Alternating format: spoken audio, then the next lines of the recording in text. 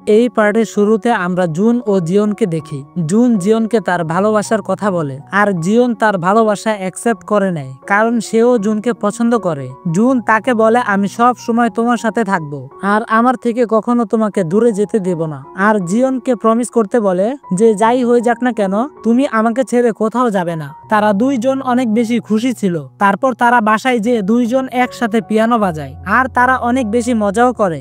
সেখানেই ঘরের বাইরে ডেভিড দাঁড়িয়ে ছিল। সে বুঝে গিয়েছে জুন এখানেই থাকে। সে এই কথাটা জুনের মাকে জানানোর জন্য তাকে বারবার কল করছিল, কিন্তু জুনের মা তার ফোন ধরছিল না, কারণ সে চাচ্ছিল না যে জুনের বাবা জানুক জুন ঘর থেকে পালিয়ে গেছে। ডেভিড বারবার কল করছিল, এই কারণে জুনের মা তার ফোন বন্ধ করে দেয়। ডেভিড ভাবতে থাকে যে সে এরকমটা কেন করছে। তখনই সে সেখানে তাইহুকে দাঁড়িয়ে থাকতে দেখে। সে মনে করে জুনের মা জুনকে খোঁজার জন্য নতুন লোক হায়ার করেছে। এটাতে সে অনেক বেশি রাগ হয়। তাই সে তাইহুর কাছে এসে জিজ্ঞাসা করে, তুমি কে আর কার জন্য কাজ করো? তাইহু ভয় পেয়ে এখান থেকে দৌড় দেয়। ডেভিডও তার পিছে দৌড়াতে থাকে, কিন্তু তাইহু লুকিয়ে পড়ে। তারপর তাইহু সুযোগ বুঝে ডেভিডের উপর আক্রমণ করে। সে ডেভিডের মাথায় ইট দিয়ে আঘাত করে। তারপর ডেভিড অজ্ঞান হয়ে পড়ে। এরপর তাইহু ডেভিডের ফোন এবং মানিব্যাগ নিয়ে এখান থেকে চলে যায়। সেই রাস্তা দিয়ে মিস জিন বাসায় যাচ্ছিল। মিস জিন ডেভিডকে দেখে অ্যাম্বুলেন্স এবং পুলিশকে কল করে। তারপরের দিন জুনের মা ডেভিডকে কল করে, কিন্তু তার কল তাইহু রিসিভ করে। সে কিছু বলে না, শুধু শুনতে থাকে। জুনের মা বলে, আমার হাজবেন্ড এখন বাসায় আছে, তাই আমি তোমার সাথে ফোনে কথা বলতে পারবো না। এই কারণে আমি তোমার সাথে সামনাসামনি কথা বলবো, আর কোথায় দেখা করতে হবে আমি তোমাকে মেসেজ করে জানিয়ে দেব। এই সব কথা আবার জুনের বাবা শুনে ফেলে, আর সে জুনের মাকে ভুল বুঝে নেয়। জুনের মা অন্য কেউর সাথে সম্পর্কে আছে।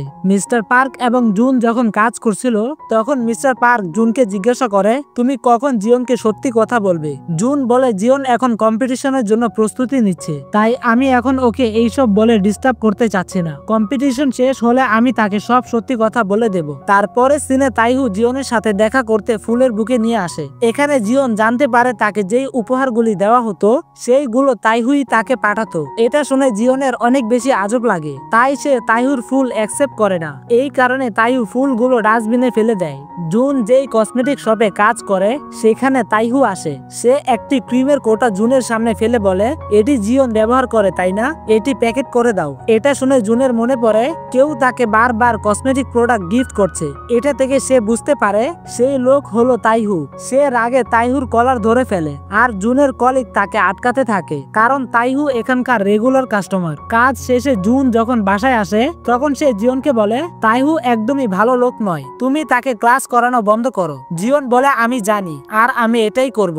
জিয়ন যখন বাসায় যাচ্ছিল, তখন জুন তার সাথে যায়, কারণ সে চাচ্ছিল না যে জিয়ন কোনো বিপদে পড়ুক, আর জুন তার সাথে আরো কিছুক্ষণ থাকতে চাচ্ছিল। তাই তারা লং ড্রাইভে যায়। আর অন্যদিকে হায়াং ও স্যাংজি বাসায় যাচ্ছিল, কিন্তু হায়াং রাস্তায় পড়ে যায়। এই কারণে তার পায়ে সে অনেক বেশি ব্যথা পায়, আর স্যাংজি তার অনেক বেশি কেয়ার করে এবং তাকে কাঁধে করে বাসায় দিয়ে আসতে যায়। স্যাংজিকে এইসব করতে দেখে হায়াং এর মনে স্যাংজির জন্য ভালোবাসা অনুভব করে। পিয়ানো কম্পিটিশনের দিন ইস্যু জিয়নের জন্য অপেক্ষা করছিল। তখনই সেখানে তাইহু আসে, আর ইস্যুকে বলে, আমাকে জিয়ন পাঠিয়েছে তোমাকে নেওয়ার জন্য, তো তুমি আমার সাথে চলো। কিন্তু ইস্যু তাকে না করে দেয়, কারণ জিয়ন তাকে এখানেই অপেক্ষা করতে বলেছিল।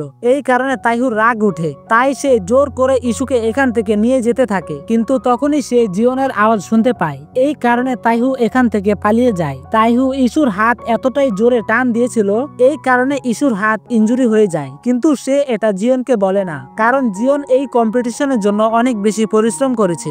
যখন কম্পিটিশন শুরু হয়, তখন ইস্যু ঠিক মতো পিয়ানো বাজাতে পারে না, কারণ তার হাতে অনেক বেশি ব্যথা ছিল। তাই তারা কম্পিটিশনে জিততে পারে না। জিয়ন ইস্যুকে হসপিটালে নিয়ে আসে, আর ইসিওক ইস্যুর ট্রিটমেন্ট করে দেয়। জিয়ন ইস্যুকে একটু বকাঝকা করে। সে বলে, তোমার আমাকে আগে বলে দেওয়া উচিত ছিল যে তুমি অসুস্থ। রাতের বেলা ইসিওক সবাইকে খাওয়াতে নিয়ে আসে। তারা খাবার খাচ্ছিল আর অনেক বেশি মজাও করছিল। তারপর জিয়ন আর হায়াং যখন ওয়াশরুমে আসে, তখন জিয়নকে কেউ পার্কিং এরিয়া থেকে কল করে বলে, আপনার গাড়িটি এখান থেকে সরাতে হবে। তাই সে সেখানে চলে যায়। খাবার খাওয়া শেষ করে ইসিওক ইস্যুকে বাসায় দিয়ে আসে। সে আসার সময় ইস্যুকে জিজ্ঞাসা করে সে কিভাবে ব্যথা পেয়েছে।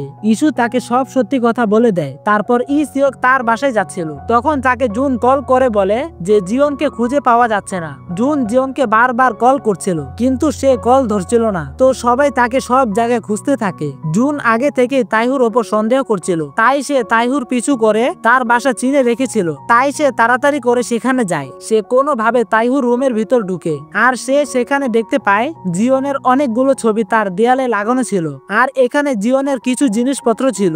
এগুলো দেখে জুন পুরোপুরি শিওর হয়ে যায় জিওনকে তাইহু কিডন্যাপ করেছে। জিওন যখন একজন কলেজ স্টুডেন্ট ছিল, সে রাস্তায় একদিন তাইহুর সাথে ধাক্কা খেয়েছিল, আর তখন থেকে তাইহু জিওনকে পছন্দ করতে শুরু করেছিল। জিওন যখন পার্কিং এরিয়াতে যায়, তখন তাকে তাইহু অজ্ঞান করে কিডন্যাপ করে নিয়েছিল।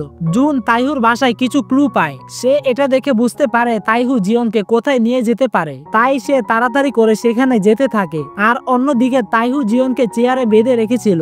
জিওন তার সামনে তাইহুকে দেখে ভয়ে চিল্লাচিল্লি করতে থাকে। তাইহু বলে, তোমার আওয়াজ কেউ শুনতে পারবে না, তাই চিল্লিয়ে কোনো লাভ নেই। জিওন তাকে জিজ্ঞাসা করে, তুমি এগুলো কেন করছো? তো তাইহু বলে, আমি তোমার অ্যাটেনশন এবং ভালোবাসা পাওয়ার জন্য এসব করছি। তাইহু বুঝতে পারে এখানে জুন চলে এসেছে, তাই সে জিওনের মুখে কস্টেপ লাগিয়ে দেয় যাতে সে জুনকে ডাকতে না পারে। কিন্তু জিওন ইচ্ছে করে নিচে পড়ে যায়। এটার আওয়াজ জুন শুনে ফেলে। এই কারণে তাইহু রাগে জিওনকে লাথি মারে। এর ফলে জিওন অজ্ঞান হয়ে পড়ে। জুন যখন এখানে আসে, তখন সে জিওনকে এই অবস্থায় দেখে সে তাইহুকে অনেক বেশি মারতে থাকে, আর তাইহু ও জুনের উপর আক্রমণ করে। কিন্তু জুন তাকে এমন ভাবে পাঞ্চ মারে, এর ফলে তাইহুর মাথায় একটি টেবিলের সাথে আঘাত লাগে এবং তাইহু অজ্ঞান হয়ে যায়, আর তার মাথা থেকে অনবরত রক্ত পড়তে থাকে। রক্ত দেখে জুন মনে করে সে হয়তো তাইহুকে মেরে ফেলেছে। তখন মিস্টার পার্ক জুনকে কল করে। জুন কান্না করে তাকে বলে সে কোথায় আছে, আর সে হয়তো তাইহুকে মেরে ফেলেছে। কিছুক্ষণ পর সেখানে অ্যাম্বুলেন্স এসে তাইহু এবং জিওনকে নিয়ে যায়,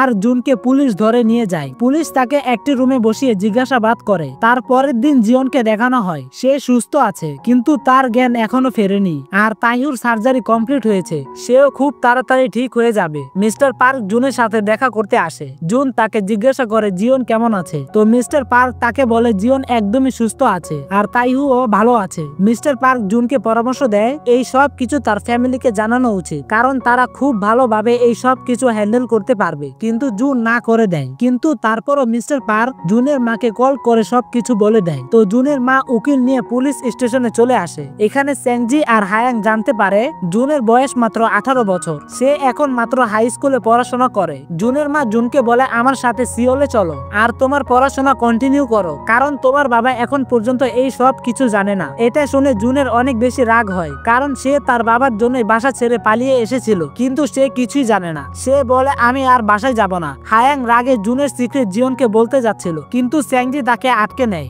আর তাকে বলে যদি জুনের সিক্রেট সে অন্য কেউ কাছ থেকে জানতে পারে, তাহলে জিওন অনেক বেশি কষ্ট পাবে। এই কারণে তুমি এটা জুনের উপরে ছেড়ে দাও। আর যদি আমাদের কথা বলো, তাহলে জুন আমাদের কখনই বলেনি যে সে আমাদের থেকে বয়সে বড়। আমরা নিজেরাই মনে করেছিলাম জুন আমাদের থেকে বড়, তাই এখানে ভুলটা আমাদেরই। যখন জিওনের হুশ আসে, তখন সে জুনকে খুঁজতে থাকে। তখনই তার সাথে ডেভিডের দেখা হয়। ডেভিড তাকে জুনের ব্যাপারে সবকিছু বলে দেয়। জুনের ব্যাপারে এই সব কিছু জেনে জিওন তাকে খুঁজতে থাকে এবং তাকে ফোনও করে, কিন্তু জুন তার ফোন ধরছিল না, কারণ জুনের কাছে কোনো ফোনই ছিল না। পুলিশ স্টেশনে জুনের সব ফর্মালিটিস পূরণ করে জুনকে সেখান থেকে জোর করে নিয়ে যেতে থাকে। মিস্টার পার্ক জুনকে বলে, আমি জিওনকে সবকিছু বুঝিয়ে বলবো। জুনের মা জুনকে নিয়ে যাচ্ছিল। জুন তার মার কাছে ওয়াশরুমের বাহানা দিয়ে এখান থেকে আবারও পালিয়ে যায়। তারপর আমরা জিওন আর ইসিওকে কথা বলতে দেখি। জিওন বলে, আমি এই সব কিছু শুনে এত বেশি শকে আছি যে আমি জুনের উপর রাগ করব নাকি ওকে সান্ত্বনা দিব কোনো কিছুই বুঝতে পারছি না।